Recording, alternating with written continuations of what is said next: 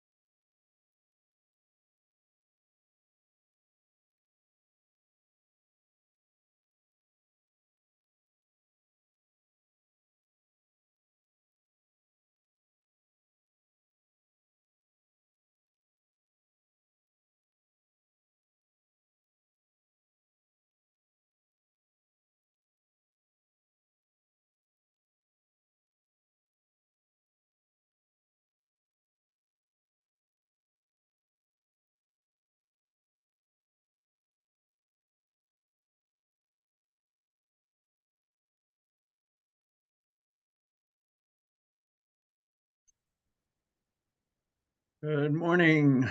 I'm Mark Blank, and this is the Commissioners' Weekly Meeting for December 6, 2023. Commissioner Plant, any preliminary remarks? Are you ready to approve the consent agenda as presented? Well, happy Monarch opening day, everybody. And yes, I am ready to approve the consent agenda. Commissioner Goen. Good morning, and I also would vote to approve the consent agenda. As do I. Before we jump into the items for discussion, Mr. Gomez, I'm told you have a couple new assistant attorney generals to welcome to the fray. Would you like to introduce them to the team and the public? Yes, thank you, Mr. Chairman. Yes, we have two new AAGs starting with us this week. I'd like to introduce Mitchell DeCenso and Wyatt Foreman. If you two could turn your cameras on, and Wyatt, why don't we start with you? If you can just give a brief background to the commissioners, and Then we'll move to Mitch. Hi, yeah, thank you for letting me sit in on this. Very excited to join you. I'm a 2-year attorney now, and just getting my feet under me with the unit, but I'm very excited to be here. Welcome. Thanks, William. Mitch. Hi, everyone. My name's Mitch DeCenzo. I'm a recent graduate from the University of Denver, and like Wyatt, I'm really excited to be joining the unit and working with you all. Welcome. Look forward to the support and working with you guys. There's certainly enough going on to keep you busy. So thank you, Mr. Gomez.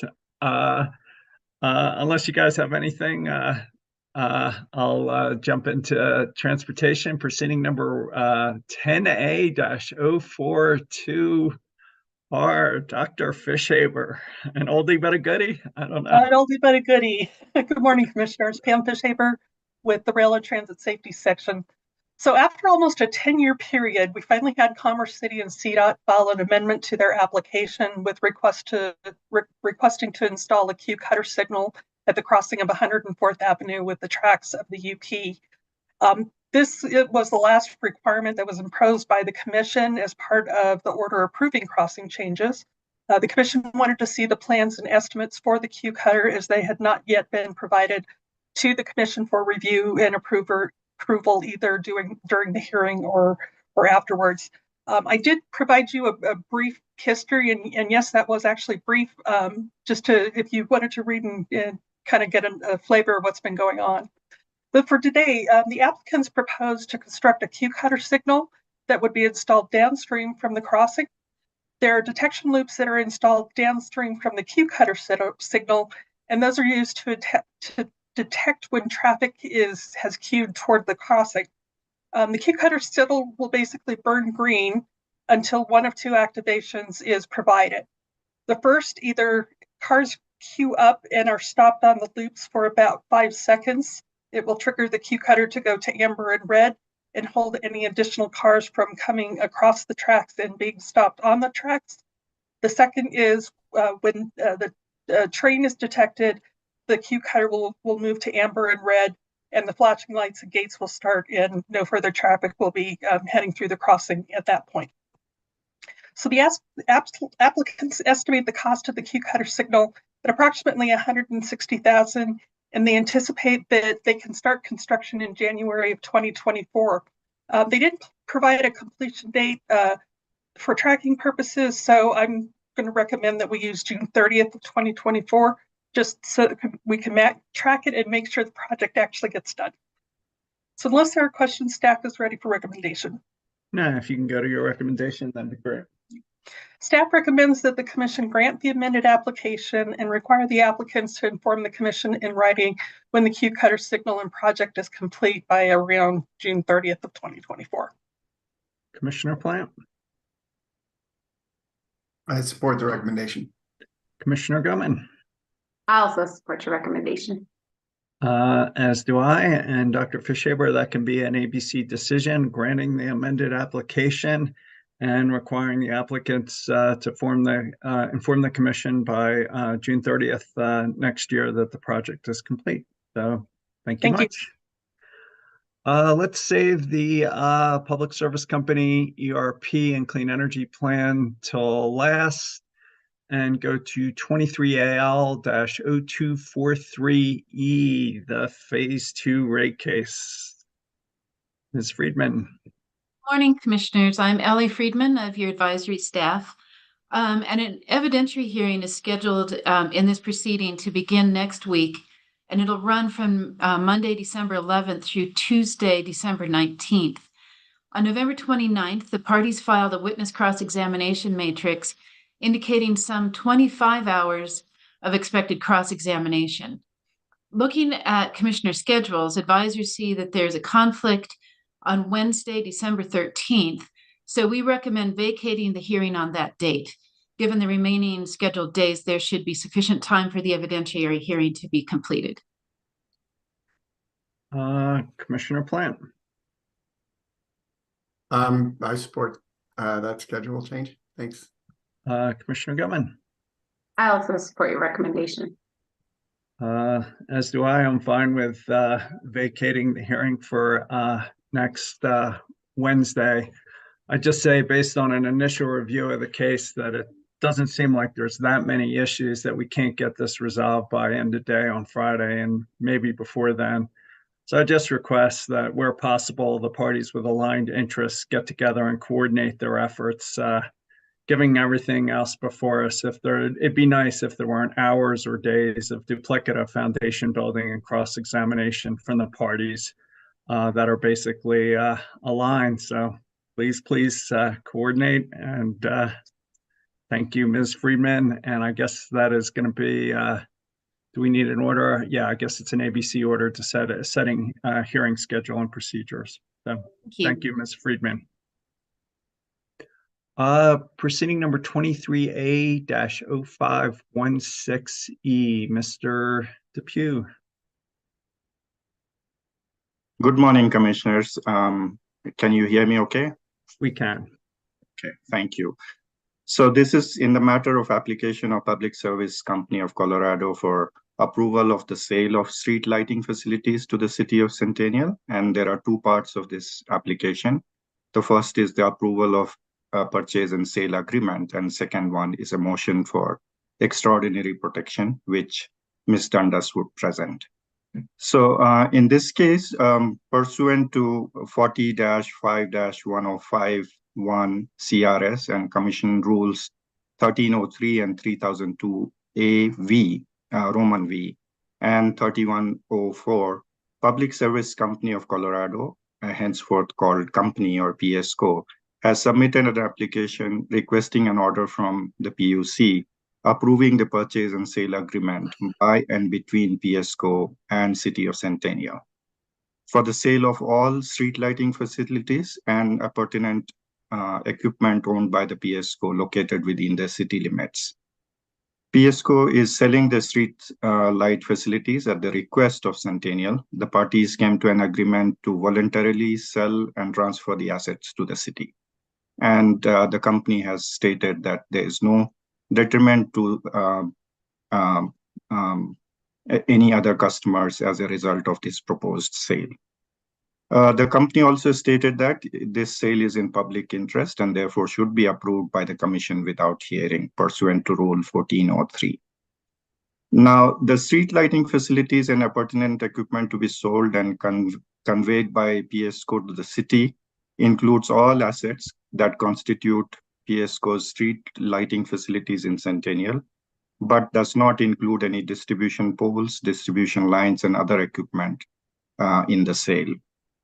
The agreement was signed between the city and PSCO on June 12, 2019, and this was based on the jurisdiction of Centennial pursuant to Section 12.1 of Centennial's franchise agreement, which was in effect at that time. Under the provision, Centennial must provide PSCO the notice of its intent to acquire the company's facility 1 year before commencing a litigated proceeding for the involuntary sale.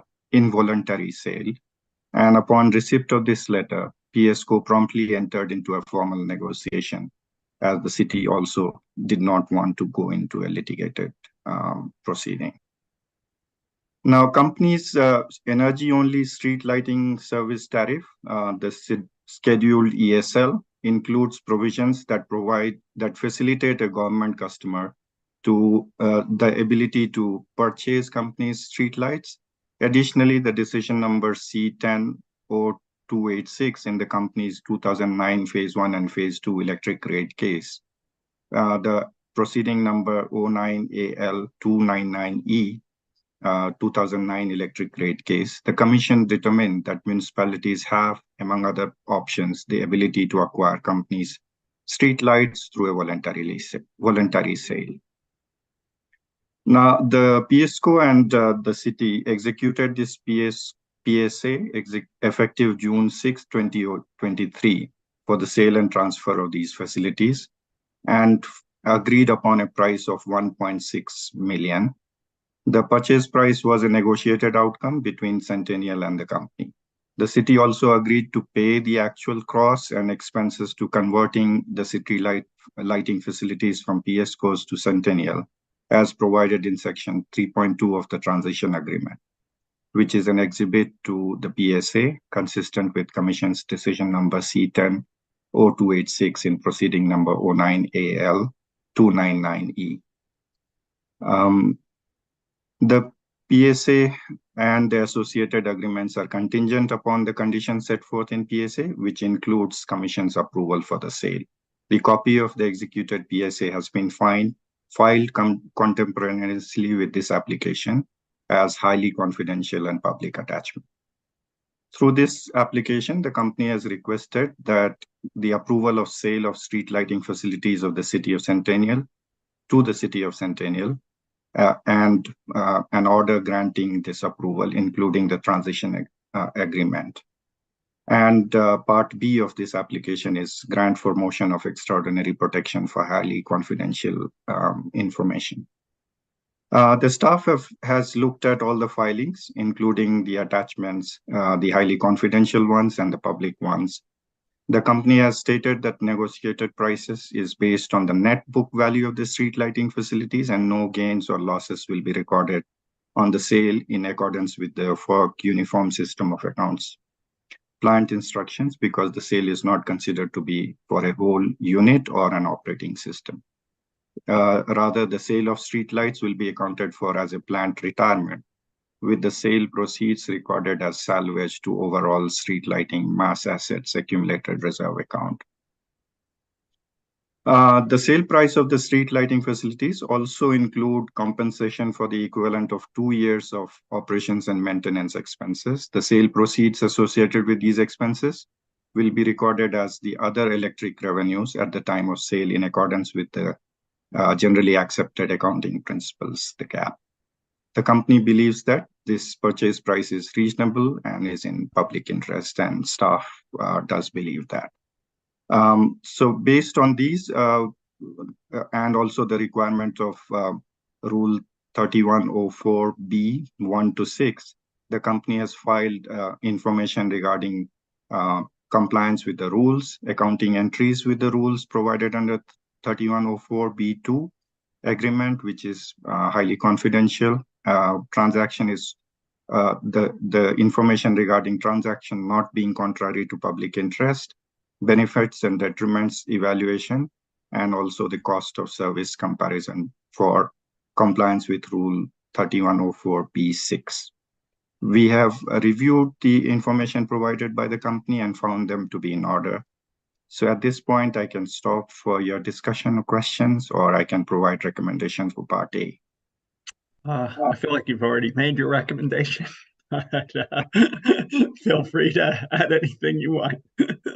Yes, the staff recommends that the Commission deem the application complete and approve the sale of street lighting facilities to the City of Centennial, and order the approval of purchase and sale agreement and the transition agreement. Commissioner Plant. I agree with the recommendation. Commissioner Gilman. I also agree. As do I, and that can be an ABC. Unless Ms. Dundas, you want to add something on this, or are you clicking in for the next one? No, there's actually a motion for extraordinary protection on this matter that I was going to present quickly, if that's okay. All right, let's conclude the vote on Mr. Depuy's recommendation. I support it as well. Now go ahead, Ms. Dundas. Thank you, Chair, and sorry for being so eager this morning. But I'm Lindsay Dundas of your Commission Council, and as Mr. Depew stated, concurrent with this application, Public Service filed a motion for extraordinary protection, seeking protection for highly confidential and competitive information that the company included as part of this application. Public Service requests extraordinary protection for certain claimed information that it says can be used to deduce the per light pricing agreed to between Public Service and Centennial. This information includes the number of streetlights being sold, the distribution pole points and delivery and equipment list, and the conversion cost estimate provided in the purchase and sale agreement. Public Service asserts this information is trade secret and competitive and can negatively impact future streetlight sales that the company is currently or will negotiate. The commission has previously granted extraordinary protection for similar information in the Golden Street lighting sale and proceeding number 18A 0883E, as well as in the Greenwood Village lighting sale and proceeding number 19A 0534E. There's no interveners in this proceeding and no one's filed a response to the motion. So unless you have questions, I'll provide a recommendation. Yeah, if you can make a recommendation, that'd be great. Thank you. When presented with a motion for extraordinary protection of claimed highly confidential information, the commission determines whether the information is in fact highly confidential, the level of extraordinary protection that may be warranted, and whom access should be granted to pursuant to Commission Rule 1101B. Here, I recommend granting the motion for extraordinary protection because public service has satisfied the procedural requirements in Rule 1101B and provides a reasonable basis for protecting requested information. Just want to say, Ms. Dundas, I appreciate your eagerness and pleased to see that you are no longer the most junior attorney. So welcome to your new status.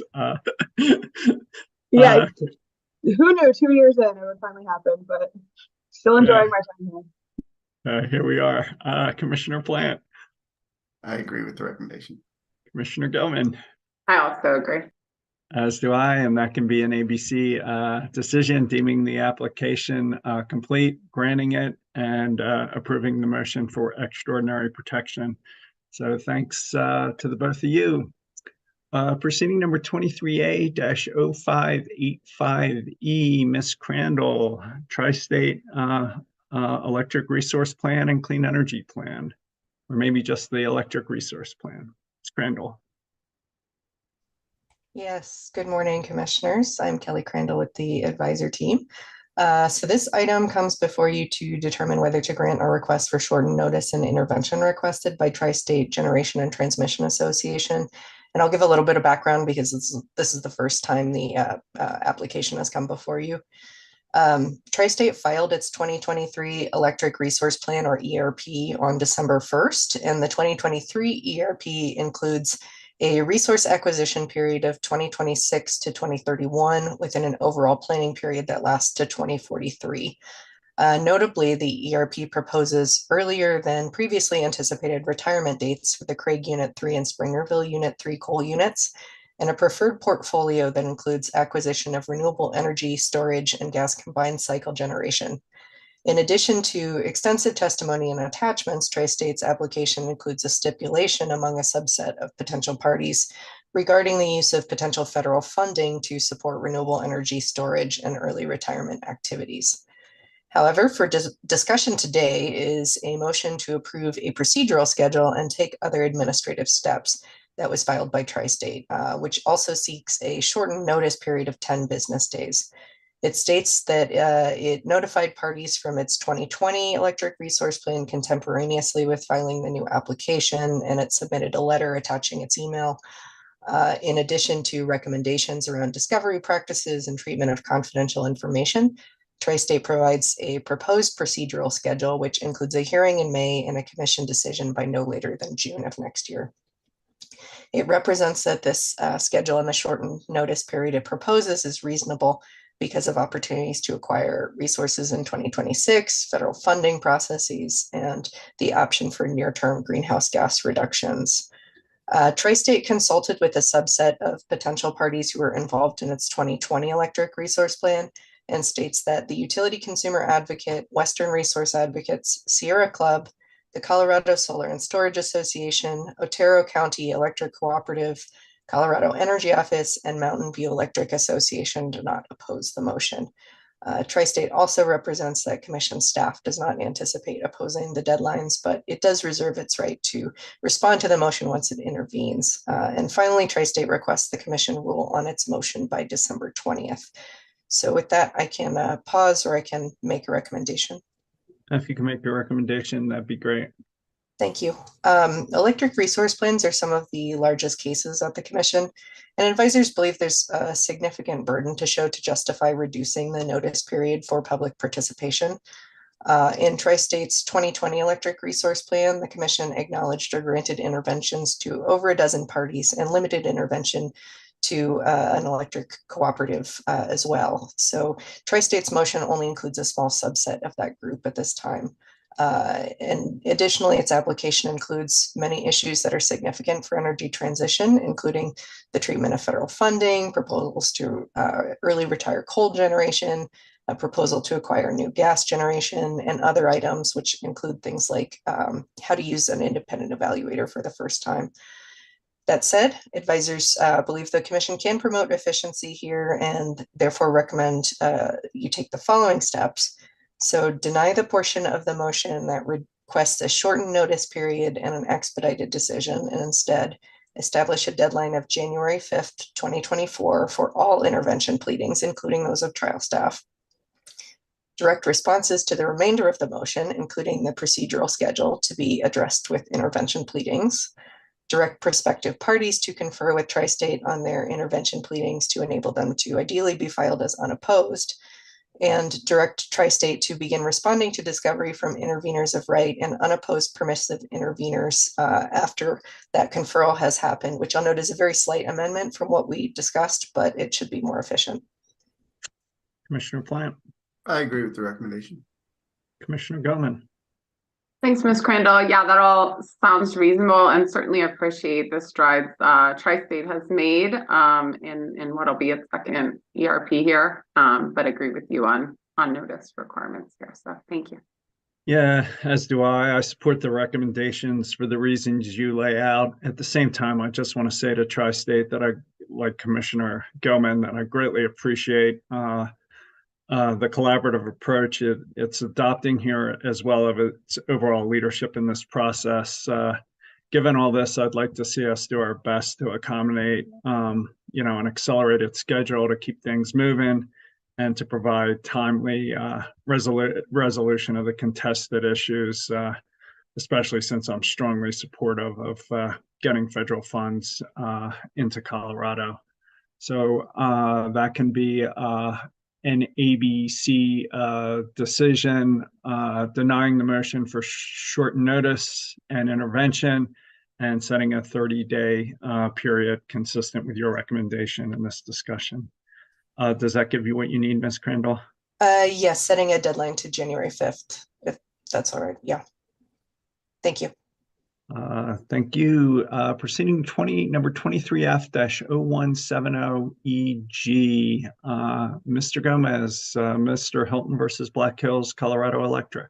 Yes, good morning again, commissioners.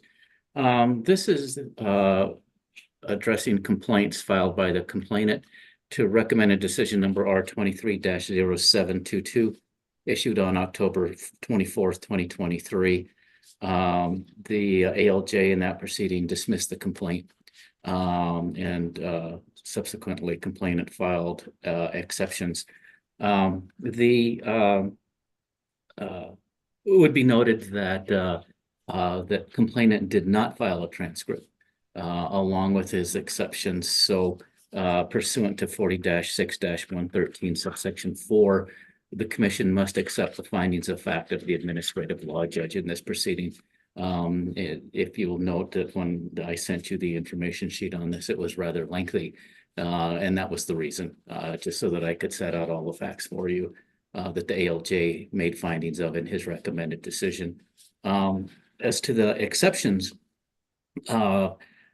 complainant basically reiterated all of the allegations that he made in the complaint, that basically no gas had been used at his home in Rocky Ford, Colorado since it was purchased in November of 2021, that his bill balance was inaccurate, that he never authorized the splitting of his utility account into separate electric and gas accounts, that he used $1,600 worth of electricity, but paid over $2,500 for that same amount of electricity, that he paid $530.06, which was transferred to an account not owned by him, that on June 10th, 2022, a balance of $417 was improperly transferred to his account from an account not owned by him, and that in September of 2022, a balance of $1,074.90 was improperly transferred to complainant's account from an account not owned by complainant, and that in March of 2023, his electric service was disconnected, He had never been late on his Black Hills utility bills. He had never authorized his participation in budget billing plan and was authorized and was charged a budget billing termination fee of $906, and that he had never applied for the low income home energy assistance program, or had never agreed to be put on the Black Hills BHEAP program, and signed up for budget billing. The ALJ addressed all of these issues in the recommended decision. He cited extensively hearing exhibits and testimony from 4 Black Hills witnesses, their customer experience manager, and 3 separate technicians who had gone to complainant's house to address issues that complainant had with regard to no gas service, or that there were leaks in his gas service, or that and such complaints. Each time that a technician went out there, they found nothing wrong with the service. They did find that he was connected in December of I believe it was 2021, and technician went out and set that service up for him.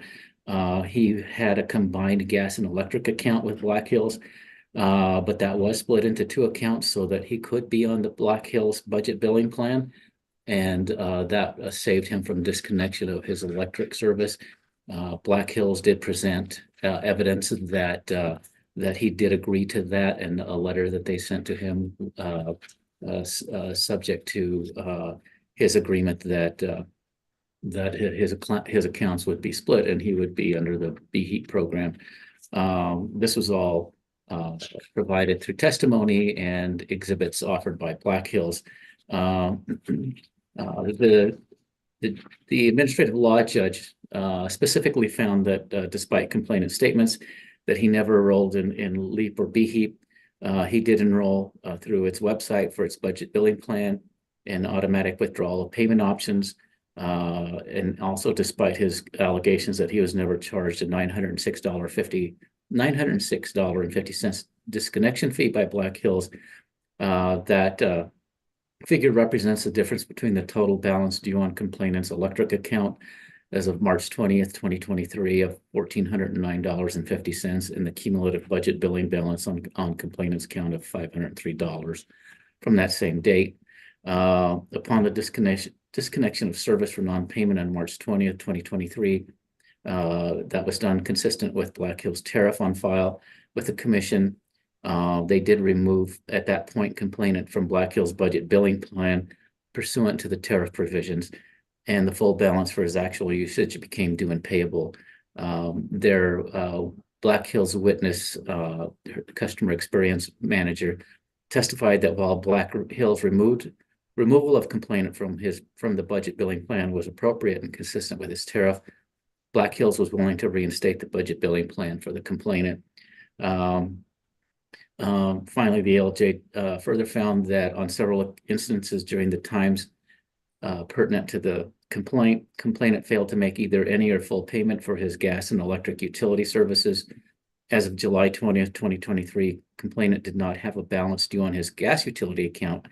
And as of June 27th, 2023, complainant owed $950.34 on his electric utility account. The ALJ found that the complainant had failed to meet his burden of proof with respect to each of the allegations advanced in the proceeding. And the ALJ specifically found that gas had been regularly consumed at complainant's home. No gas leaks were detected at complainant's home. On March 20th, 2023, complainant's electric service was disconnected due to complainant's non-payment. Black Hills accounting transfers and charges applied to complainant's gas and electric utility accounts are accurate and consistent with Black Hills tariff on file with the commission. Complainant authorized the splitting of his Black Hills account into separate electric and gas utility accounts. Black Hills fully refunded complainant's utility account $417.07 that he complained that was added to his bill without permission for the balance transfer that complainant alleged was improperly applied. Black Hills did voluntarily remove that balance from his account. Complainant authorized his participation in BHEAP and Black Hills budget billing plan, and complainant's participation in LEHEAP is not administered nor otherwise controlled by Black Hills. So as a result of all that, the ALJ dismissed the complaint. It was not indicated whether in the recommended decision whether the complaint was dismissed with or without prejudice, but because of the statement in the ordering paragraph that the proceeding was now closed, I'm assuming that he did so with prejudice. On exceptions, as I said, complainant made all of the original allegations, again, that he had made in his original complaint. Black Hills methodically went through each of the arguments and pointed to evidence in the record and testimony that contradicted complainant's allegations, all of the 8 allegations that he makes in his exceptions. I don't think it's necessary to go through each one, but just note that Black Hills was able to point to evidence on record and testimony for each and every one of the 8 complaints that complainant made in his exceptions. Finally, again, the commission under 46.113.4 must accept the findings of fact of the administrative law judge since no transcripts were filed in this proceeding. I do have a recommendation unless you have any questions or comments. Yeah, if you can jump to your recommendation, we'll come back with questions, comments, concerns, or a vote. Okay. My recommendation is to deny complainant's exception and uphold the recommended decision in its entirety. Complainant did not assert any new arguments in his exceptions. The assertions he makes in his exceptions, again, are identical to the allegations he put forward in his original complaint. Each allegation or argument raised by complainant in his exceptions were contradicted by Black Hills and affirmed by the ALJ's findings of fact. It does appear that there is some confusion on complainant's part about many of the issues he raises, but all in all, I think that given the exceptions that he filed and the Black Hills statements to each and every one of those shows that the exceptions should be denied. Commissioner Plant. I agree with the recommendation. Commissioner Goman. Thanks, Mr. Gomez. I also agree. As do I, and that can be in ABC order. Thank you, Mr. Gomez, and too bad it came to this. Proceeding number 21A-0141E, the Public Service Company of Colorado ERP and Clean Energy Plan. And before I turn it over to you, Mr. Eden, I just want to say that I asked for this item to be put on the agenda for this week. Given that we have to resolve the issues in this case by the end of the year to timely provide the bidders the certainty they need, I just wanted to share some initial thoughts on the preferred plan and the PIM and hear whatever high-level ideas you'd like to put forward. I'd propose that we don't vote today, and I'm not necessarily expecting any responses or maybe even much dialogue. That can come later. For me, this is more about getting our ideas out in front of each other, given that this is the only forum where we can communicate with each other on these issues. I also expect that based on our future discussions, we may come to different solutions than those discussed today. As such, I view today as starting a conversation among the 3 of us that we will continue with advisors and counsel over the coming weeks. So with that, Mr. Eden, if you can get us launched. Thank you, and good morning, Commissioners. I'm Michael Eden with your advisory staff. Today, I'll tee up your initial deliberations in Public Services, Electric Resource Plan, and Clean Energy Plan, or ERP and CEP, to provide context for your discussion and for the benefit of the listening public. I'm going to spend a bit of time recapping the Phase 2 process and associated filings, the major themes in the 120-day report and Public Services Preferred Plan, comments from interveners and members of the public, and finally, the company's response. So Starting with section 40-2-125.5 subsection 4, Public Services ERP includes a CEP to reduce a company's CO2 emissions by a target of 80% by 2030, and that seeks to provide customers with energy generated from 100% clean energy by 2050. The statute directs the Colorado Department of Public Health and Environment, or CDPHE, to determine whether a CEP as filed will result in an 80% reduction by 2030. For public service, much of the required emissions reductions for 2030 are achieved through what is called the Coal Action Plan, which is essentially the early retirement and conversion of the company's remaining coal plants. For example, the conversion of the Brush coal plant to gas and the reduced annual capacity factors on the Pueblo Unit 3 coal plant starting in 2025 are critical elements of meeting the emissions targets. This was one of the major issues decided in the Phase 1 decision. As the statute contemplates the integration of a CEP within the Commission's ERP process, the acquisition of replacement resources relies on competitive bidding to ensure cost-effective procurements. For public service, the expected achievement of 80% emissions reductions allows the company a 50% target level of ownership for new utility resources if the Commission finds that the ownership comes at a reasonable cost and rate impact. Among other things, the Phase 1 decision issued back in August 2022 set the input assumptions and modeling requirements for the Phase 2 bid evaluation and selection. The company issued its requests for proposals, or RFPs, and received bids to construct various generation resources. Based on the Commission's Phase 1 directives, Public Service began organizing the bids into groups or portfolios designed to meet the utility's resource needs and achieve emissions reductions, which it would present in the 120-day report. However, citing a robust response to the RFPs and the significant complexity of this ERP and CEP relative to past ERP proceedings, the company ended up filing a total of 3 motions to extend the 120 days report's filing deadline.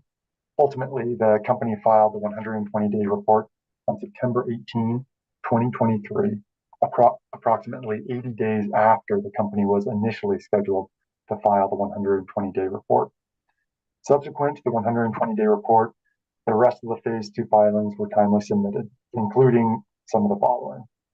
On October 18, 2023, CDPHE filed the Phase 2 CEP verification report, opining that the greenhouse gas emissions reduction calculations for the Phase 2 portfolios are expected to be 80% or more below the 2005 baseline levels. On October 21st, the independent evaluator, or IE, filed its report. While the IE raises several recommendations for future ERP proceedings to improve the process, at a high level, the IE attests that the Phase 2 process was conducted fairly and without bias. In addition to these filings, on October 20th, in response to Commission Decision number C23-0672, Public Service submitted a proposal for risk-sharing mechanisms regarding company-owned generation resources. Staff similarly filed a proposal on October 20th, which the Colorado Office of the Utility Consumer Advocate, or UCA, and Colorado Energy Consumers, or CEC, joined.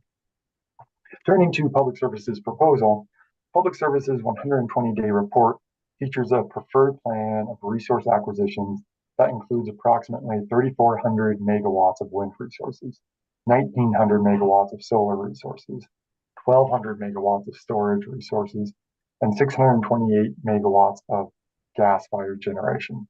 For context, the preferred plan contains about half as many gas-fired generation resources as what the Phase 1 modeling predicted. Conversely, the preferred plan adds almost twice as much renewable generation and 6 times as much storage as was anticipated in Phase 1. Regarding emissions reductions, Public Service estimates that the preferred plan will achieve 87.4% reduction in CO2 emissions by 2030, far exceeding the 80% clean air target. Public Service acknowledges, however, that real-time operations might not achieve all of the modeled emissions reductions, and states that it, quote, would likely achieve an 80% to 85% reduction. The emission reductions are due in part to the large volume of renewable resources the preferred plan would acquire. Public Service estimates that through 2055, the preferred plan has a net present value of approximately 44.2 billion. Included in this total price is an estimated 2.82 billion in new transmission investments. That's over and above the approximately 1.7 billion approved in the Colorado Power Pathway proceeding. By far the most significant portion of this new transmission investment is an estimated 2.2 billion needed for Denver Metro transmission network upgrades. Since Public Service filed the 120-day report, the Commission has received numerous public comments. Many of these public comments argue against the preferred plan's inclusion of 3 new build gas facilities that Public Service would own. At a high level, these comments urge the Commission to reject the new natural gas plants, citing concerns regarding stranded costs, climate change, and air pollution. In addition, the Commission has received several comments from organizations and local governments like Upstate Colorado, Alamosa County, the City of Alamosa, Broward County, Baca County, and Pueblo County that support the preferred portfolio on the basis of emissions reductions and economic development. Of these supportive comments, several public comments specifically support the inclusion of the Hayden biomass facility in the preferred plan, arguing that it will provide important economic benefits to Moffett and Routt counties, which will be impacted by the closure of certain coal-fired power plants. Northwest Colorado Development Council, Routt County, Colorado State Senator Dylan Roberts, and the Town Council and Mayor of Hayden are some of the entities that submitted these types of comments, specifically supporting the Hayden biomass facility. And again, these are just a sample of the numerous public comments the Commission has received so far. And as you know, we're still receiving comments, and we'll continue to review all of those that come in. And finally, at the Commission's weekly meeting on October 25th, 2023, William Walksalong presented comments on behalf of the Northern Cheyenne Tribe regarding the potential impacts to the Sand Creek Massacre site.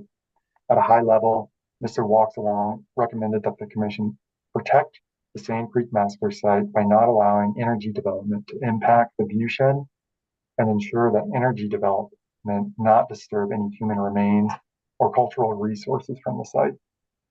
In addition, Mr. Walksalong requested that the Commission engage in rulemaking to address the tribe's concerns and protect the site and other tribal interests. In addition to these public comments, most of the interveners in this proceeding filed comments on the 120-day in accordance with the Phase 2 process outlined in the Commission's ERP rules. In the interest of time, I won't attempt to distill all of the various positions and arguments the interveners put forth, but I will highlight a few general themes. Several parties, such as the Colorado Energy Office, WRA, CREZ, and the Conservation Coalition, cite concerns with the Phase 2 modeling process and recommend selecting an alternative portfolio with fewer gas resources or simply removing some or all of the gas resources from the preferred plan. Conversely, UCA argues that the Phase 2 modeling shows that eliminating gas-fired capacity is, quote, extremely expensive. Other parties like CIEA, who represent independent power producers or IPPs, argue that the Commission should choose an alternative portfolio that better balances how many resources will be owned by public service versus IPP. Conversely, a group of interveners that refer to themselves as the labor interests argue that there is a positive relationship between portfolios with high best value employment metrics, or BVEM, and portfolios with high company ownership numbers. I'll add that the parties have mixed opinions regarding transmission investments presented in the 120-day report. Some raise serious concerns with the scope of the investments, while others argue that the Commission should approve and expedite the transmission. Likewise, several parties raised cost and emissions concerns about the Hayden biomass project, while other parties argue that the project should be included in any approved portfolio. Now, for its part, Trial staff of the commission notes that it used Encompass modeling to directly analyze many of the phase 2 modeling processes and assumptions that public service employed. At a high level, staff raises concerns that public services preferred plan is too aggressive, too costly, and not well supported. Staff states that public services preferred plan contains unexpectedly large generation and transmission investments and high levels of expected curtailments that together could lead to potentially large rate impacts for customers. Staff encourages the commission to consider smaller portfolios that would reduce expected curtailments, enable the commission to defer some of the proposed projects, and to further analyze alternatives for the proposed transmission investments. Public service responds to criticisms and concerns raised by interveners and public commenters and presents an updated preferred plan that modifies a few of the proposed generation projects.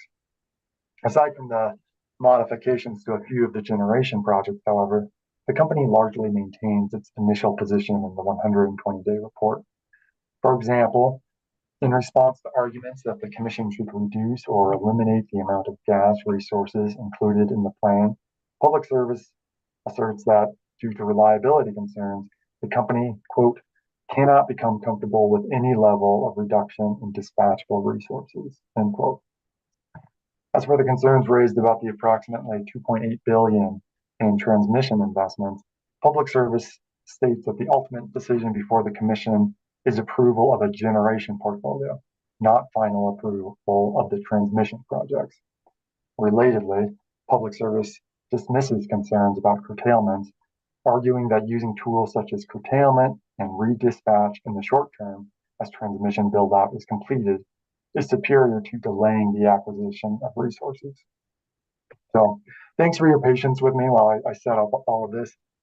As you're aware, even for ERPs, this is a large proceeding. Public Service has reported that the preferred portfolio is, quote, the largest portfolio ever advanced through the ERP process, end quote.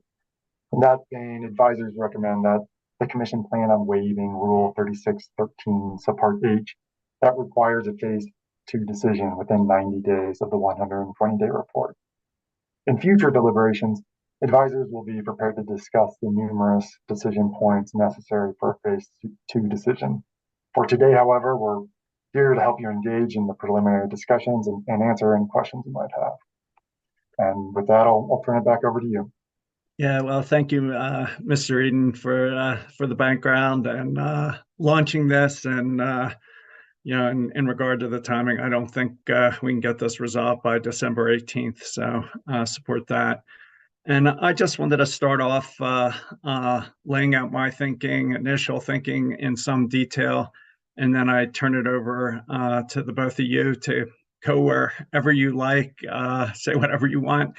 And again, I just think this is the start of the conversation, and we're not really trying to resolve anything today. Just hear where each other are coming from, and use that to confer with advisors and staff to really start the deciding process next week.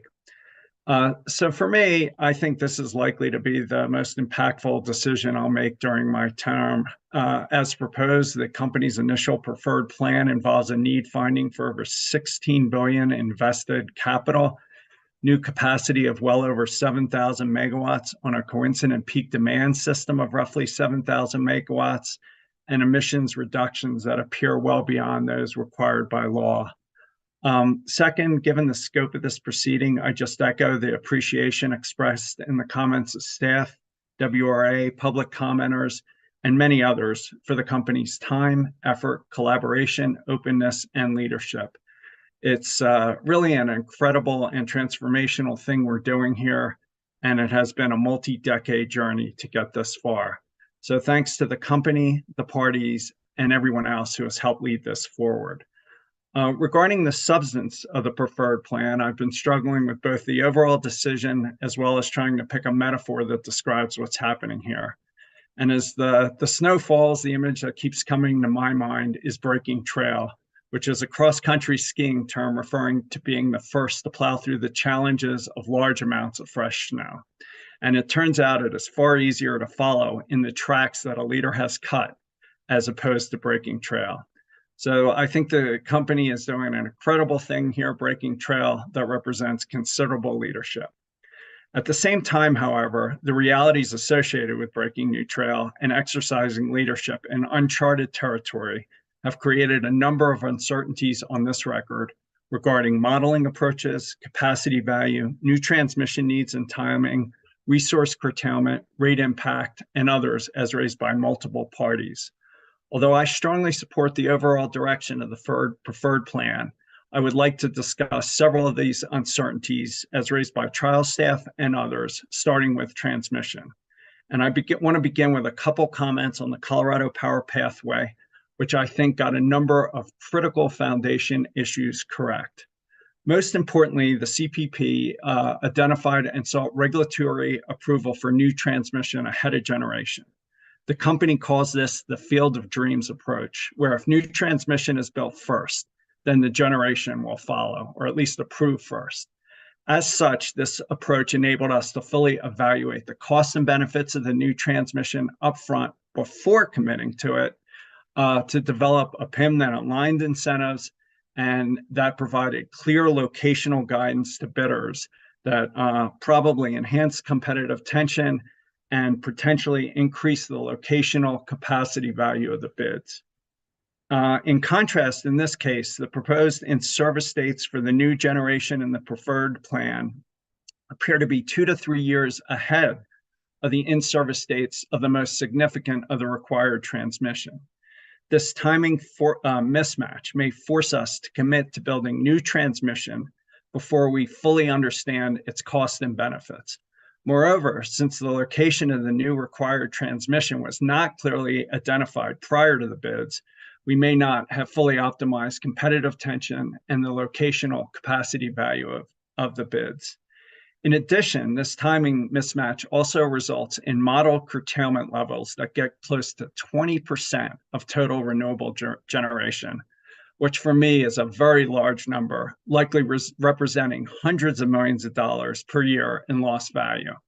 Even more troubling, this curtailment is based on modeling that the company states, and I'm quoting now, is more of a best possible case scenario rather than a realistic expectation of the curtailment that would occur in real-time operations. And that's page 95 of the 120-day report. As such, as I understand it, the curtailment modeling does not account for real-time perturbations in the system, including transmission outages, must-run constraints, or reliability events. And I believe that the company's modeling assumes that the output from behind-the-meter solar and community solar gardens can be curtailed ahead of the utility scale generation in ways that seem really unlikely in practice. I'm particularly concerned about actual wind curtailments that are above the model levels, as they would reduce the production tax credits available to those projects in ways that could significantly harm project economics. And our prior decisions put 100% of curtailment risk on customers, including the lost value of the production tax credits. Regarding customer rate impact, the company claims that the modeled rate increases will be just below inflation. But as staff and others make clear in their comments, this rate forecast is uncertain and does not include all of the projected distribution system, wildfire mitigation, hydrogen hub, transmission upgrade, transportation electrification, and distributed solar investments that the company is likely to support. Also, as I understand it, neither the rate impact nor the emission reduction forecasts include the actual curtailment levels above the model amounts. As such, I think the full rate impact of the preferred plan and other company investments is subject to real uncertainty. Given all these uncertainties resulting from the fundamental reality that we're breaking new trail, I'd like to explore with you both what I call a no regrets approach for this case that focuses on trying to accelerate the evaluation of the costs and benefits of the new transmission, but maybe delays some of the new generation until the just transmission process that's going to occur next summer. So I guess to lay that out, Mr. Eden or Ms. Kunkel, can you pull up table 2 from page 11 of the staff's comments? As maybe scroll up or down. Oh no, you got the whole thing now. As I understand it, the third column labeled inverse preferred plan is an alternative scenario run performed by the company that was subject to full modeling, reliability analysis, CDPHE emission reduction screening, and as a specific set of project bids associated with it.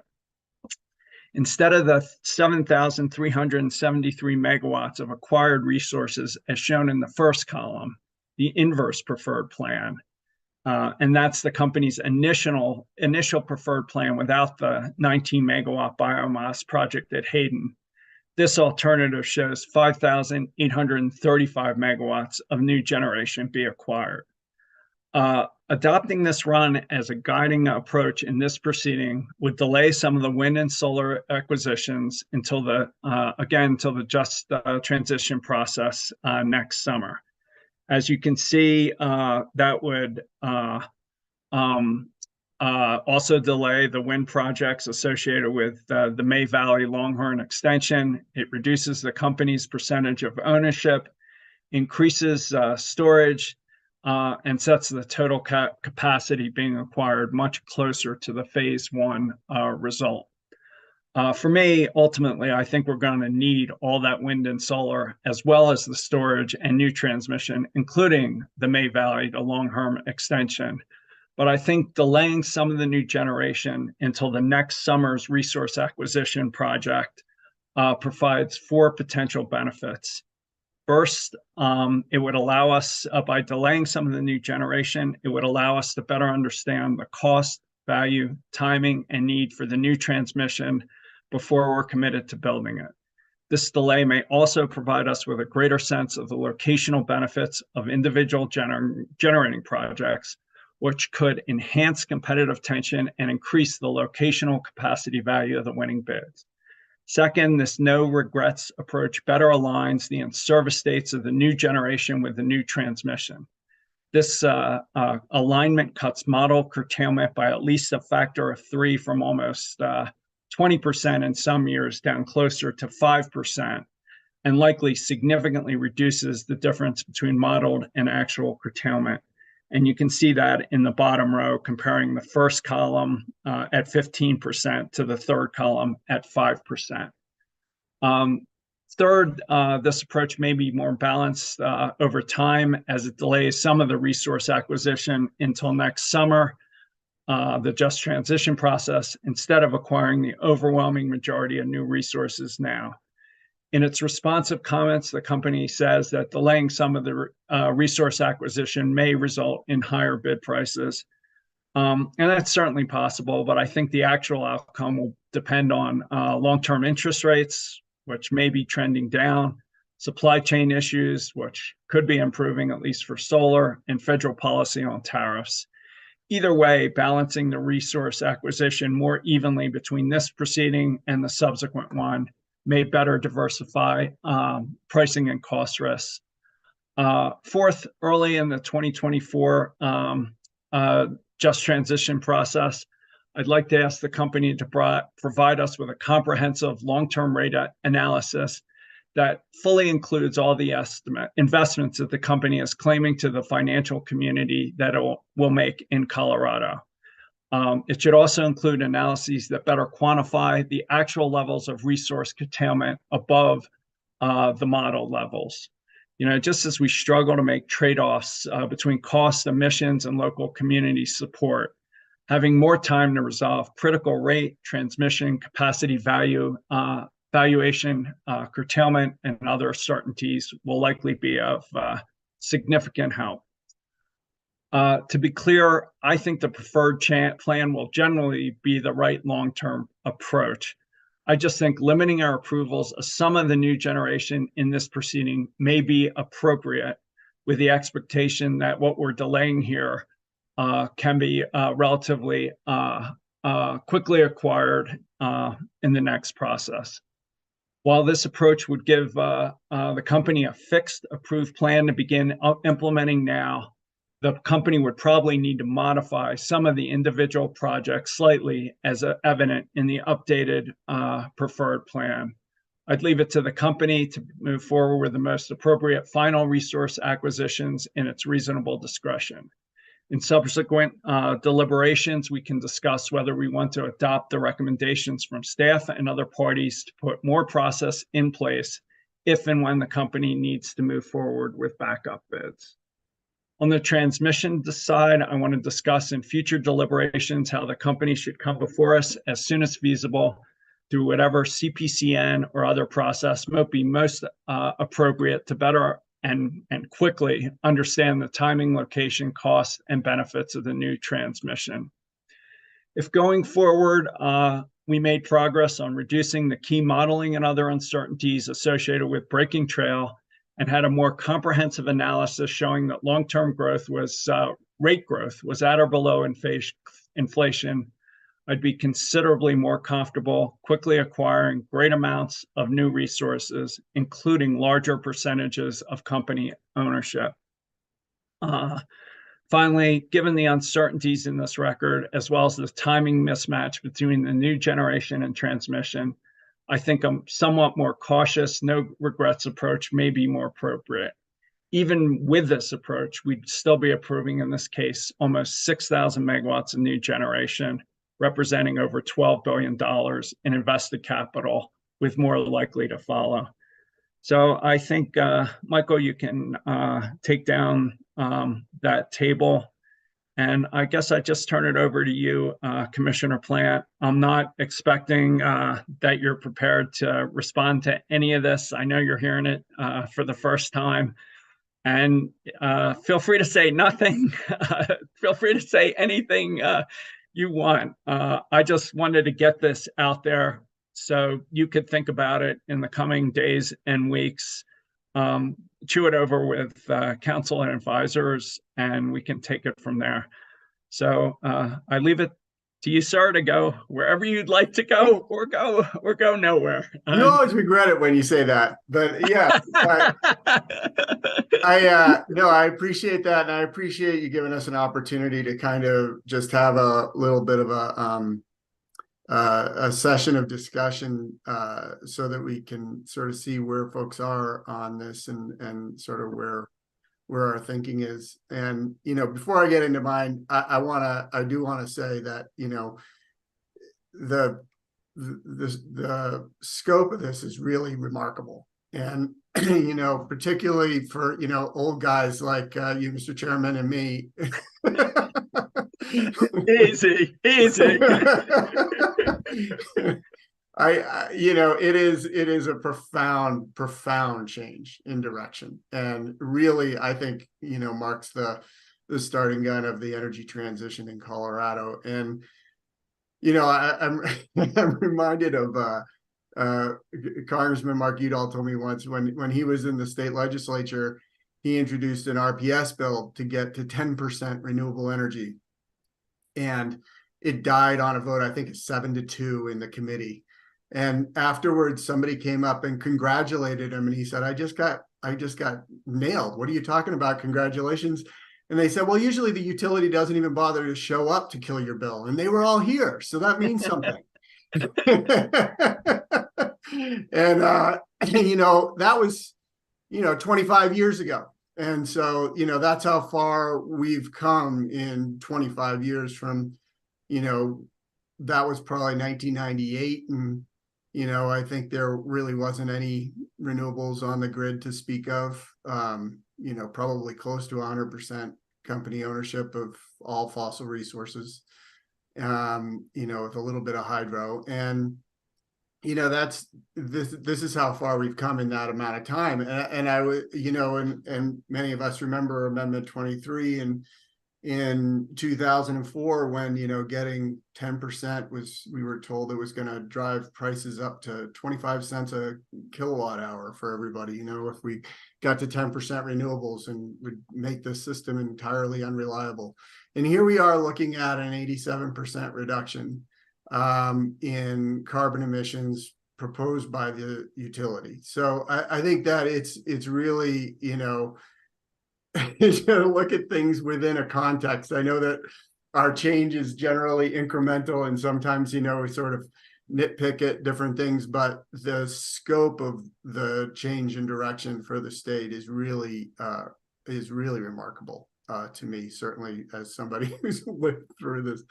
And I know it's the same for you too, Mr. Chairman, as you've been involved since back in those days. Yeah, go ahead.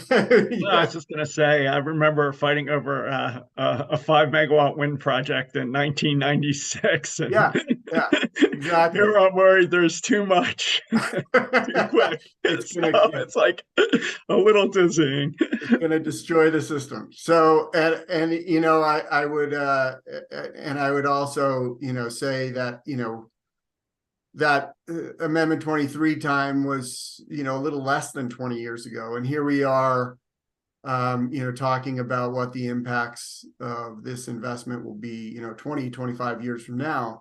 And, you know, having seen this transition and seen the change in the ability to adapt our system and adjust to, you know, new technologies and to, you know, ever increasing knowledge, I am not concerned about our ability to meet those targets 20, 25 years from now. The other thing that I want to, you know, point out is that, you know, this is an evaluation by the company of what they can do based on where they see, you know, their capabilities today, and you know, particularly as it relates to reliability. And I would point out that there's an awful lot that's going to be happening over the next few years that will impact that. You know, there is, you know, likely to be very big changes in our distribution system and big changes in our capabilities within our distribution system that will allow us to, you know, more efficiently and effectively manage those systems. I think we're going to see, you know, large changes associated with electrification that also gives us large amounts of control. And those are all things that are out in the future. And so, you know, the resources that we're looking at, you know, we'll still need to go through the CPCM process, and this, you know, this consideration of these resources is one that I think we look at from a snapshot. I do, you know, to your point, Mr. Chairman, about the price of renewables, you know, out into the future, and, you know, of course, you know, we don't know what's going to happen in the future, but I think, you know, when we look at what has impacted costs in the past, number one, the technology costs have continuously gone down. I mean, we've seen, you know, incredible improvements in renewable technologies, and it's driven the cost of those technologies down. Where we've seen the increases in costs has been, you know, uncertainty in a tax credit, and that's not there. We have, you know, for the first time, really a tax credit that's established for, you know, 9 more years. We have, you know, the supply chain issues, you know, which hopefully are improving. Interest rates, which are, you know, hopefully again improving. Tariff issues, which we never know anything about. And, you know, so I think that, you know, the positives for that actually work in our favor. So one of the things that is, you know, getting into the plan, one of the things that is concerning to me is not necessarily the level of gas, because I think what we've seen is the level of gas coming down from certainly the phase 1, but the utility ownership of gas and investment in gas, when we know that those technologies, or we believe those technologies, will likely be phased out over the next 25 years. I think the company is sort of banking on a hydrogen future for some of those units that I don't think is, under current technology is not really something that is that promising. That could change. I mean, we could have, geologic hydrogen that becomes an issue, or various different things that change over the next few decades. But that I think is one of the things that gives me a little bit of pause, and that having more of those resources tied to PPAs that can be that reduce the risk to the consumer of paying for particularly, in this case, we're talking about a 40-50 year asset that we'd be amortizing over 20-25 years, which is putting an awful lot of risk on the consumer. But reduced level of gas, I think, is interesting, and I think that works to our benefit. And I will say, one of the things that was the real surprise to me, as I think it was to everybody, was the level of transmission investment, particularly between phase 1 and phase 2. That was a substantial surprise, and I think one that we really need to work with the stakeholders and the company to sharpen our pencils and figure out how we can reduce those costs. And I think that we have a lot of opportunities, particularly in the distribution system, to do that. So with that, I can tell you, I'll go back and take a closer look at the I think you were pointing to the $0 CO2 staff alternative. And one of the concerns I have, as you mentioned, Mr. Chairman, is also the level of curtailment. And one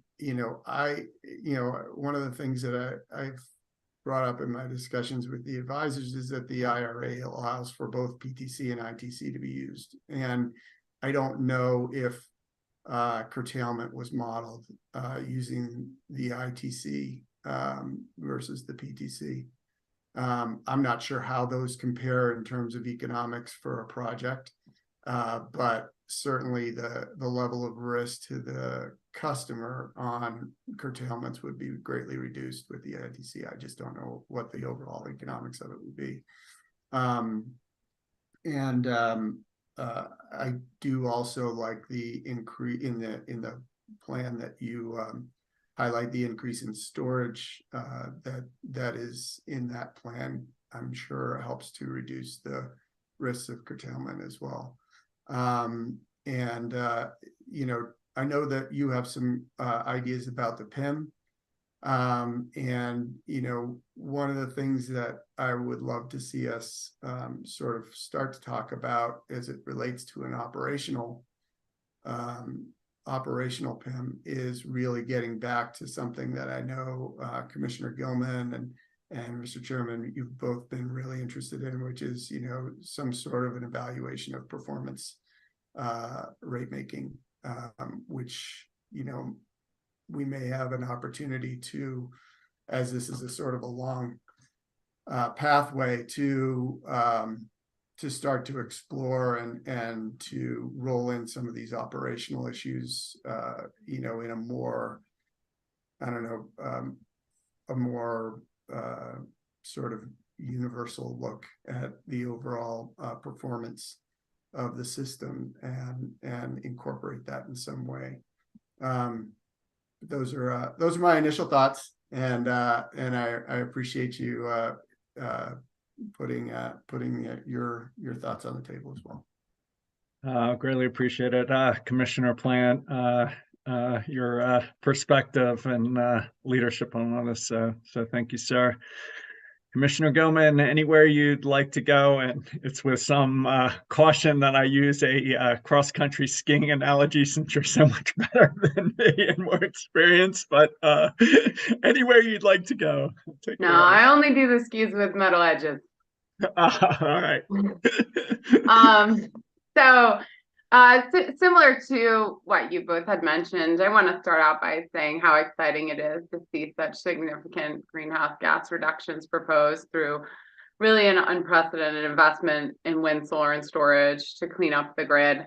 It's certainly lovely that the timing of this is when we have more certain federal policies and incentives, as Commissioner Plant pointed out, to really help support many of these efforts. So that timing has worked out, I think, quite well for us. And just wanted to really appreciate the effort on the part of the company as well as all of the parties. This has been 3 years in the making, and boy, it has been quite the undertaking, including our own advisory staff, Mr. Eden, Mr. Greenberg, Mr. Davis, Ms. McLaughlin. Very much appreciate your support. The amount of documentation here is out of this world. So really appreciate your support. You all have done just a fabulous job on that. So I don't have any good late 1990s analogies where I was saving the world. I was, of course, to be fair, you were 10. I was learning to drive an internal combustion car back in those days. But appreciate all of your efforts and being able to be here with you today. But I would say, I mean, I'm in this work for largely these issues around energy transition, right?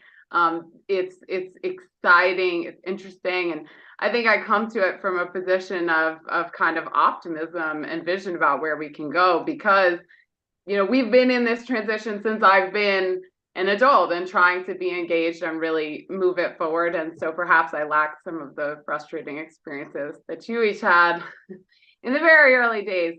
But not only, I think it's important to reiterate that it's not only environmental progress we're seeking here that's critical, but also ensuring we keep energy reliable and affordable as we march on with really a very deliberate, quick, and sustainable transition to decarbonize not just the electric grid, but of course, largely our economy, which will depend more and more on this electric grid as we move forward. So it becomes all that more important.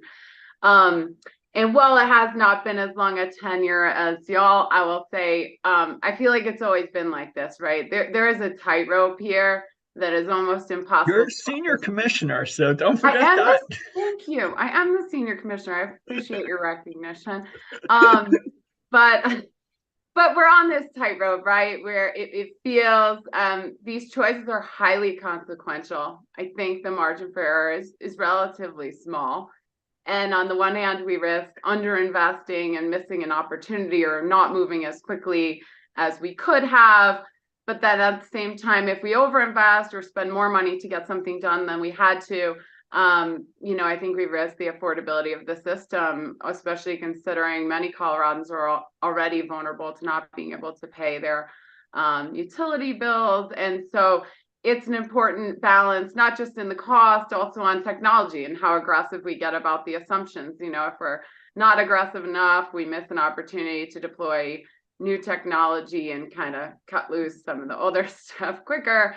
But if we're too aggressive, then we risk the reliability of the system, right? And so I think I have a lot of excitement about this, a lot of optimism, but it's certainly always been dampened by this realism that this is a very real challenge. And yes, we are, along with many other states and folks, trying to break trail here and really get to a place where we've made transformational change.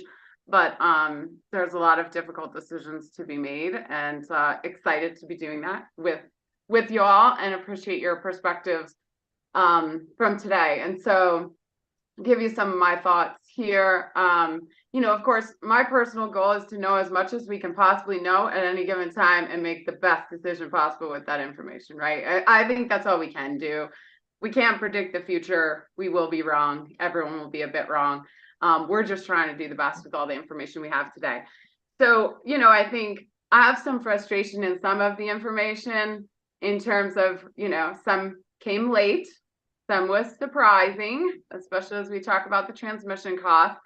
And so, I'm left kind of at the end of this 3-year process having just some angst about what we know and what we don't know still, especially with some of kind of the late breaking things that were perhaps unexpected in the 120-day report, most of which, probably the most impactful single being the unexpected, really very significant increase in expected transmission investments.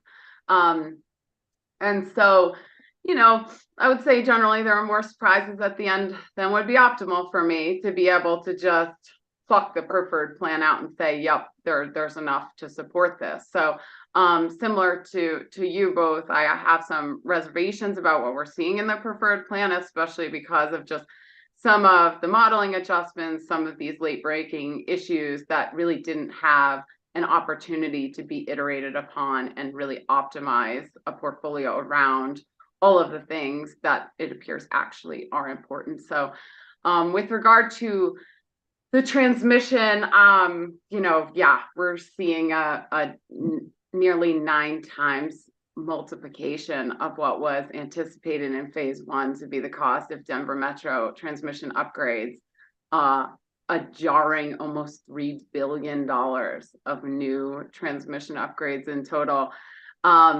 And so, I think we have to think about these issues both in terms of what can we possibly do in this proceeding, and then what do we think for the next proceedings. And so I think we'll need to spend some time in our discussions figuring out for the JTP and whatever comes after that, how do we avoid this problem in the future? How do we have some sort of process, whether it's a standalone transmission planning? I think that's a possibility. To me, it feels like a good possibility to say, how can we integrate in to some degree, some iteration in this process where once you figure out it's $2 billion, how do you iterate then upon perhaps there were bids that didn't look cost effective that were in the Denver metro area that would have or could have been selected and avoided some or all of that investment. And that's probably the single biggest thing that gives me a reservation in an optimized kind of modeling exercise. Ideally, this would be factored in because this is a very consequential cost. And to say it's suboptimal, I think, is the understatement of the decade, to not be able to iterate upon and figure out what resources you would have selected if you understood its impact on these very large related transmission investments. So I think we should talk, in the coming weeks about kind of the virtues of what does that look like? Is it a standalone transmission planning, or can we figure out some sort of functional iteration that can happen in at least the next, ERP, the JTP, to figure out how we better actually optimize, because I'm left with probably more questions than answers about how we could deal with that transmission investment. I certainly take a lot of your points, Chairman, and tend to agree with you that, especially given the timing of those planned transmission upgrades, to essentially, I think somewhat overinvest in renewables further out without that deliverability or connection back to the Denver metro area may not be kind of the lowest risk approach to go here as we move forward in terms of how these portfolios are shaping up. So that's one. Also, probably it goes without saying, I think a bit of a failure in planning here on the transmission side. I don't think a $2 billion surprise should be the goal here.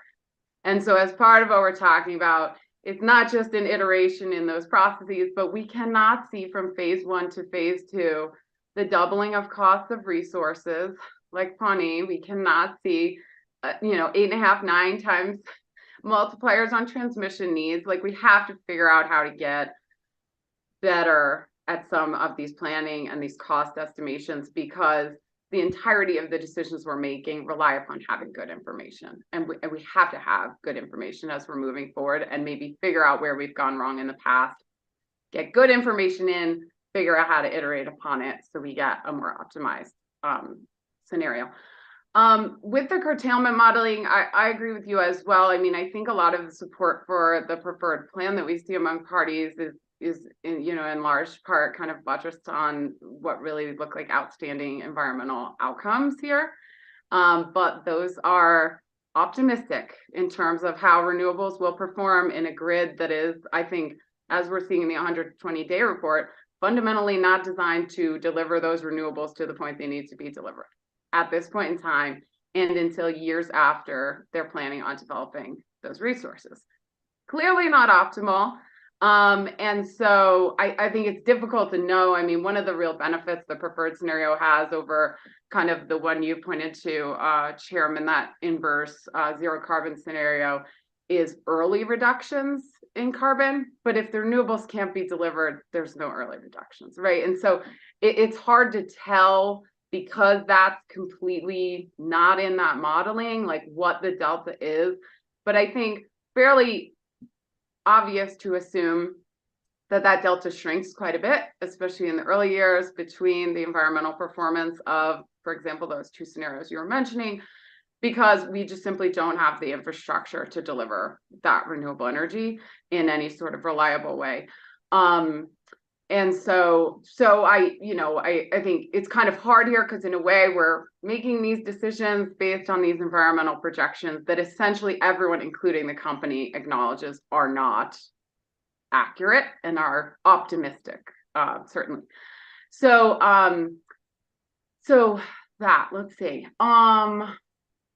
With regard to reliability, I'm hoping we can improve our processes here as well in future ERP cycles. I mean, certainly to see things being hard entered in phase 2, kind of hardwiring in certain resources in certain areas, does not feel like an optimal process. Certainly would be preferable if in phase 1 of the next process, bidders have that heads up that we see critical reliability needs in certain areas. Some of those are not, incredibly economic bids. And so I think that's important information to have kind of shared more widely to ensure that this is a more defensible process that looks more fair and reasonable as we move forward, especially when it gets to kind of any adjustments to the model being made that hardwire in certain resources, in this case, company-owned resources. It would be optimal to make adjustments to this in the future as we go forward. So something I think somewhat Commissioner Plant referred to as the generic pricing. There's differences of opinion about whether it was a good thing or a bad thing for the company to update the generic pricing based on the price that they saw. I think obviously the result of that was it sped up acquisitions because it looked like the future resources were more expensive. One thing I'm interested in that I think I heard you mention, Commissioner Plant, is, we're talking about a slew of different resources. I think it's fair to assume certain resources, like a gas CT, is probably at its full maturation of the evolution of what that costs and the design, whereas something like storage is much earlier in its cost curve. To put them all in one bucket or like on the trajectory of those costs, I think is problematic. It's something I'd like to see us work on in future ERPs, to say like, these probably move in different directions in terms of not just inflationary pressures or whatever it is. And I agree, tough timing with interest rates. I'm not sure. Everyone hopes interest rates get probably better in the future in terms of what we're sampling here. But I'd just love to see, as we look out at generic pricing and kind of the cost curve of that, how newer technologies perform versus mature technologies. To me, intuitively, would be very different. And so we're probably underselling the low cost of some of those less mature technologies in the future, like storage, for example. 3 other points, sorry.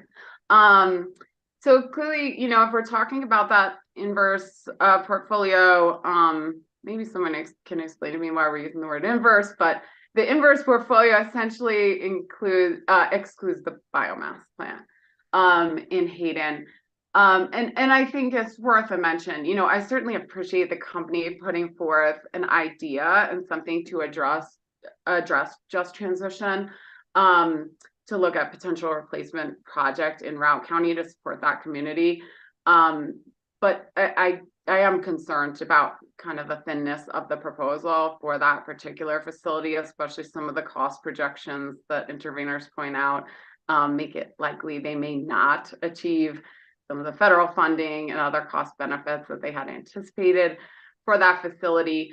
And we're coming up upon a great, the JTP was essentially designed in part for this purpose, to look at what would replacement resources look like in these communities.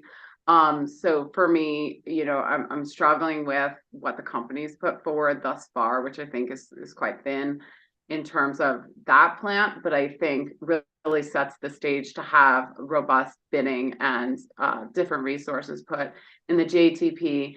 From what I understand, there is time for the retirements in those communities for this all to occur, likely in the JTP. So we don't have to do it now. But just wanted to give, I'm really looking forward to what we can figure to support those, but here having only one proposal that's thinly supported by the company is not optimal as we evaluate it. Company ownership obviously was expressed as a main concern by a lot of interveners, where we're looking at significantly more company ownership than was referenced in kind of the statutory basis and has been typical. And so, in the portfolio you pointed out, Chairman, it does have significantly lower company ownership. I think notably one of the ways company ownership is lower in that portfolio, something Commissioner Plant talked about, is one of the gas plants, at least some gas capacity flips to PPA ownership, which I think is interesting and compelling for me, because I'd like to really limit stranded asset risk, especially as we're talking about gas plants. That stranded asset risk is looming quite large here. And with the company saying there is no workaround for reliability, it is here. Like, this is what we're dealing with. And so when given the option between company ownership and PPA ownership, I'd at least like to consider diversifying that risk to some PPA ownership, because I think the stranded asset risk is significant on any new gas plants. Also, as staff points out, the company has really proposed an unprecedented amount of new company-owned generation as well as transmission, essentially doubling their rate base, more than doubling when you consider the CPP, which is in progress right now. And I don't mean to be too critical, but the company's already faced criticism on their ability to get things required of them timely completed, whether it's interconnections or construction of different facilities, even participation in some of our regulatory processes, which they're now regularly asking for extensions. So I think it's a valid concern that staff raises on really the capacity of the company to do this massive build out that would be completely unprecedented in terms of, their past performance and what we could expect for all of this simultaneous development and construction that is really beyond anything we've seen in the past. The other thing I point out, Chairman, which I think really aligns with some of your thoughts on this, is I think any shortcomings or uncertainty in the preferred plan presented have to be evaluated also under the lens of affordability, especially since we know many Coloradans are already struggling to pay their energy bills, which has been compounded by some of the really serious natural gas commodity price spikes we've seen. And this is an unregulated commodity market. We have some tools to help blunt some of the impacts, but we really lack any overall capability to keep the costs coming through down in that. So in some ways, this is a zero-sum game. I understand a lot of communities who struggle to pay their energy bills may likely also be significantly impacted or more impacted by fossil fuel generation and climate change themselves. So this is a very tricky issue, but we have to ensure in this transition we're not leaving our neighbors behind or setting them off worse than they already are.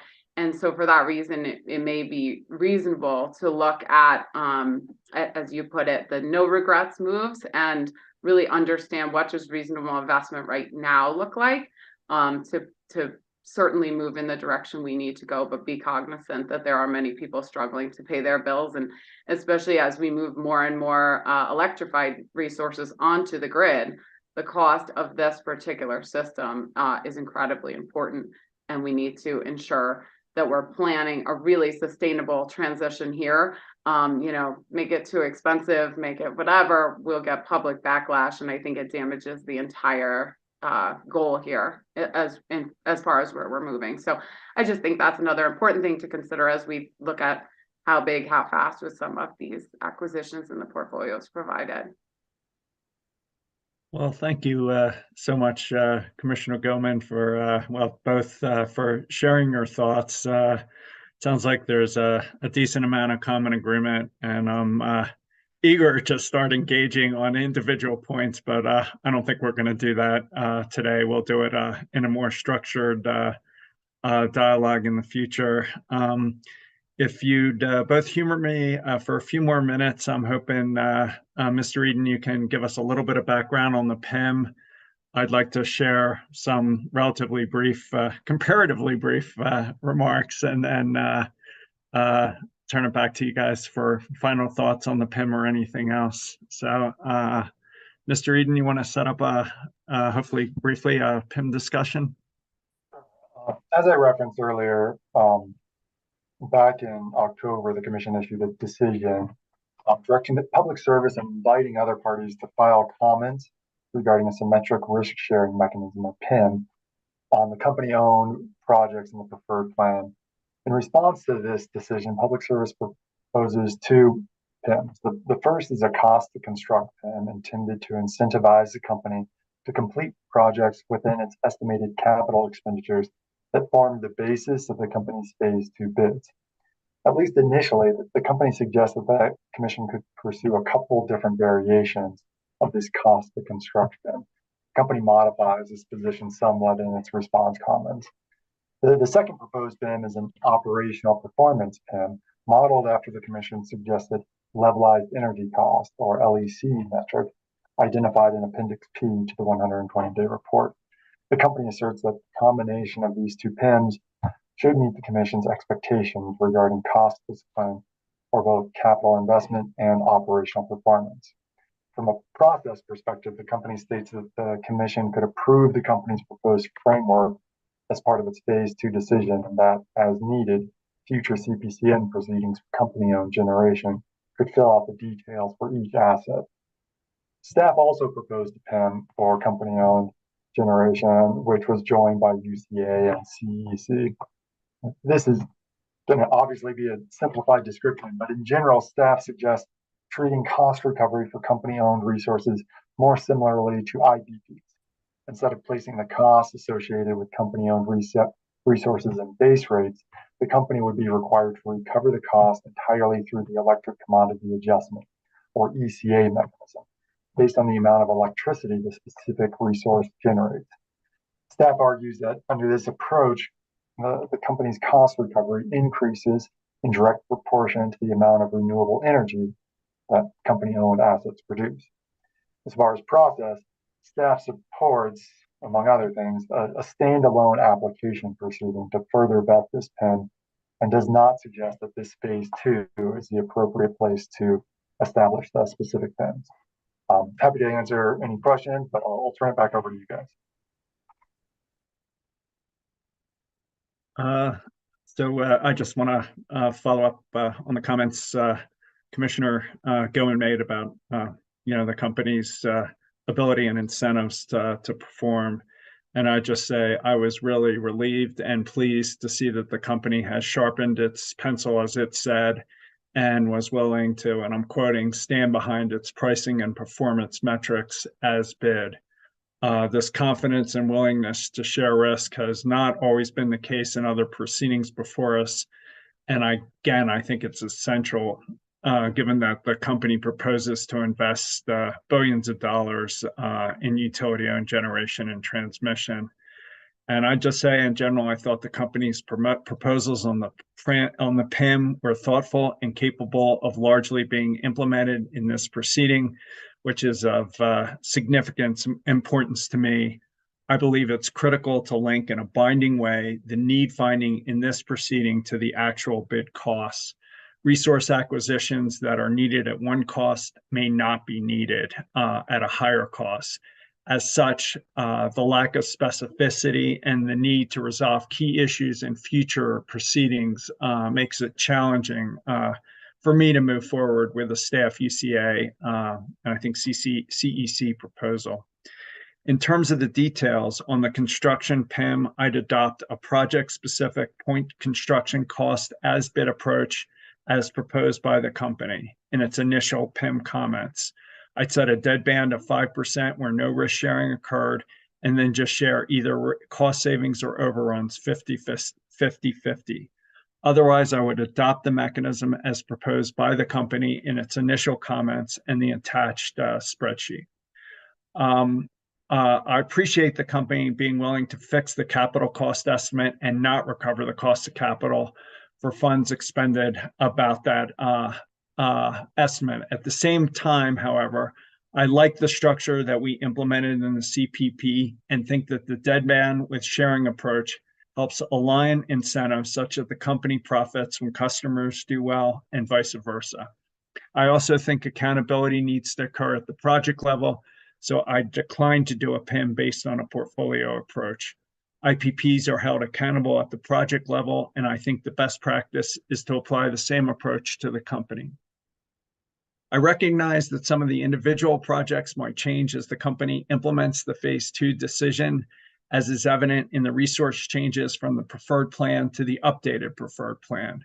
But in those select instances where a different utility-owned generation bid is used, the concept would be the same. The PIM would be based on the as-bid point costs that were submitted for the phase 2 modeling.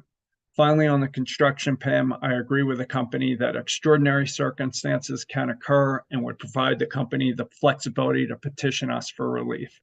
I just define extraordinary circumstances as much as possible, consistent with the definition of force majeure in the model IPP contracts, to again match as much as reasonably possible the incentives faced by IPPs.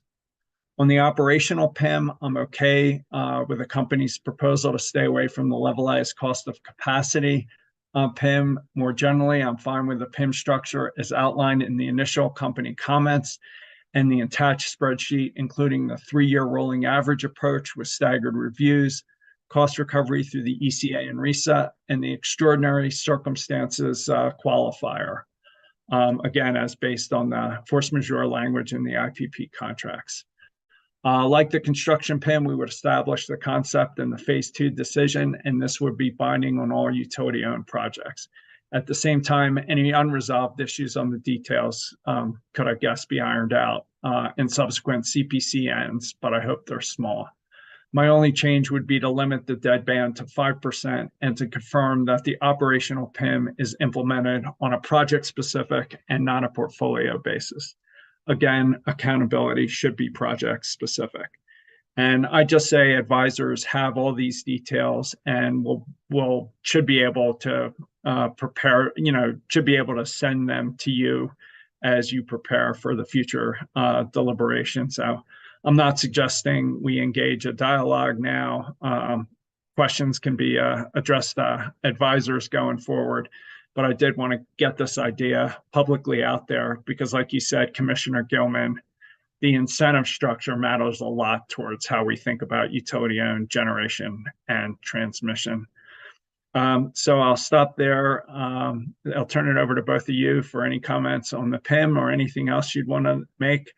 But before I turn it to you, Commissioner Plant, I just got a press release that said Commissioner Gilman had been reappointed by Governor Polis to a future term. So yeah, just really delighted to see that, Commissioner Gilman. It's been a pleasure working with you for the most of the 3 years. And I look forward to at least one more year and maybe more. So I think that's great news for this commission and the state of Colorado, and honored to be part of this with you. So with that, Commissioner Plant, I'll turn it over to you for anything you'd like to say on this or anything else.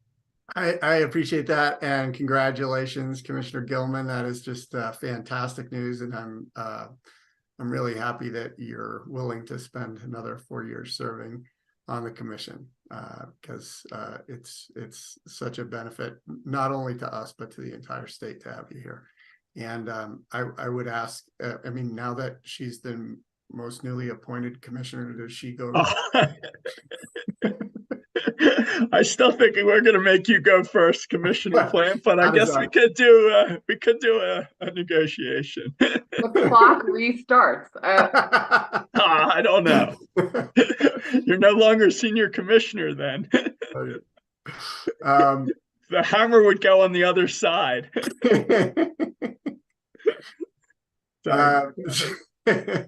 Well, with that, Mr. Chairman, I agree with you on the construction PIM. I was thinking a lot of the same things about a 5% deadband, 50% above that. I think is and on a project basis. I think that's very much in line with what I was thinking. On the operational PIM, I think we just need to have more discussions around it. I don't know that most of our investment here is renewables, and the investment is capital, right? So if we can get there's big operational costs. If we can get the capital right, we're like a large way there. And then, I mean, I think the next big question is curtailment. And I think that there needs to be something in place, whether it's a performance-based component or whatever it might be, that disincentivizes any curtailment on part of the company. So I think that needs to have a much larger discussion around it. But I think the construction piece is pretty important for us to get in place, and I agree with what you've laid out there. Commissioner Goman, anywhere you'd like to go? Thank you for the breaking news. Appreciate you. Nice words. And the restarting of the clock to now be the newest commissioner, which is fun. I don't mind going first. I know. It messes up my notes when y'all say things and then I have to find my new way in my notes. So it's actually easier to prepare. Okay, so I will say, I'll get to the public service company proposal. I have a lot of the same thoughts as you had on that. All day I'm like thinking you're stealing my notes, because I think we're actually fairly aligned in a lot of what's going on today. But I want to start with staff's proposal. I don't hate staff's proposal. I think it's very interesting, and I think it would be a huge down payment on moving to more performance-based regulation if that's what we intend to do. And so, I had asked this question in the phase 1 electric rate case, like, what is the plan here as far as basically like earnings go for the company? Is it that we'll keep our cost of service, rate of return based rate making, and then just pile some PIMs on top? Or will we have more of a sea change into performance-based regulation as the standard rather than just investment dollars performance as like the main criteria? And so I'm quite interested in their proposal as a very meaningful, but very like well-based way to do that. We have the IPP model. That's how other generators make their money, is they have to produce kilowatt hours. They have to be available when we want the power, and so I just want to like bring it up because I would not be too dismissive of it. I think we cannot implement it in this ERP. Like, fair enough. But I want to give fair warning for the JTP that I think this is worth discussion. I'd like to see the company address it in their application for the JTP. Like, I think this has some real virtues to it that I'm very interested in exploring. And so I don't want it to be a surprise to anyone, including the company, that I think this should be evaluated in the JTP as potentially a way to move forward. But even staff's not saying we can do it right now in this proceeding, right? There are some things to figure out. So for me, I just want to express, I think it's very interesting, and it's not off the table for future ERPs by any means. But for this ERP, for these bids, tend to agree with you. I think we're probably going with some version of what the company has put forward. I agree with you. I like the dead bandwidth sharing model. I agree with you that 15% precision is not close to what I was thinking, and the 5% is more likely the number. I'll tinker with some spreadsheets on like what percentages you go. I mean, one model we've looked at on different occasions was essentially an escalator of the percentage sharing or benefit or penalty in any direction as you move from the middle. So it's something to think about rather than just like a straight up percentage. Totally agree with you on the project level basis. I have very next to no interest in a portfolio basis. You know, to me, this is part of what this is all getting to is not just minimizing ratepayer risk, which I think is number one, but number two is also ensuring that a competitive procurement process is actually a fair competitive procurement process. And part of that, those bids stand by themselves in that process. And I think it's important to follow that through. They need to continue to stand by themselves, especially as we saw some of the modeling adjustments here kind of tend to work in maybe some company-owned projects. And so the company might have other information. You know, I don't know on what projects they want to make more price competitive or others. And so I think it's important that every single project stand alone and be forced to compete in the bidding process and then be forced to live up to that bid as it stands. Otherwise, I think there's too many questions. I need to know too much information about what was known, what wasn't known. This really sets the target where it should be, that every bid stands on its own and fulfills that.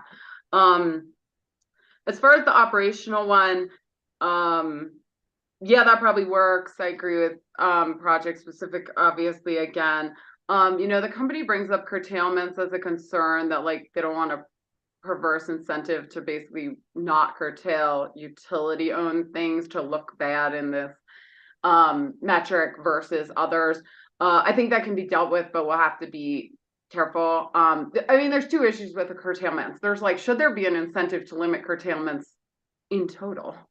And then not having some incentive for picking winners and losers on who we curtail.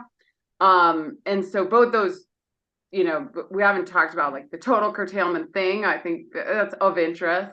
But then there's probably some levelizing you can do to avoid that kind of issue in picking the winners and losers that we'll just have to pay some attention to as we craft this PIM, because I appreciate the company bringing that up. And I agree, we don't want to kind of set something we didn't intend to. You know, one thing I had expressed interest in that wasn't addressed in these was timeliness and in-service date of, you know, that's something else IPPs are held to. And, you know, as it goes in construction, people typically say you can have something, you can have it quick, cheap, or done well, and you can't have all three, right? And so certainly there is some friction between having only a pricing PIM, but not a timeliness PIM, where timeliness could slip as the result of that, right? And so I'm just wondering if I'm going to give the operational PIM another look, but if there is a way to somewhat incorporate this in-service date concept in there, whereas your operational expectations begin at the in-service date, and therefore missing the in-service date could have some impact on your operational PIM. I don't know. I think it's worth looking at. That's just a concept that is missing that I did want to incorporate it. I do think is part of a full package. Hopefully we can get there. And that's maybe a concept on how it's not its full brand new thing. We could incorporate it. So those are my thoughts thus far, but happy to look at some of the numbers you provided today. No, I appreciate it. And, you know, we did struggle with that with the CPP, and probably will want to make sure the new transmission also has timing incentives.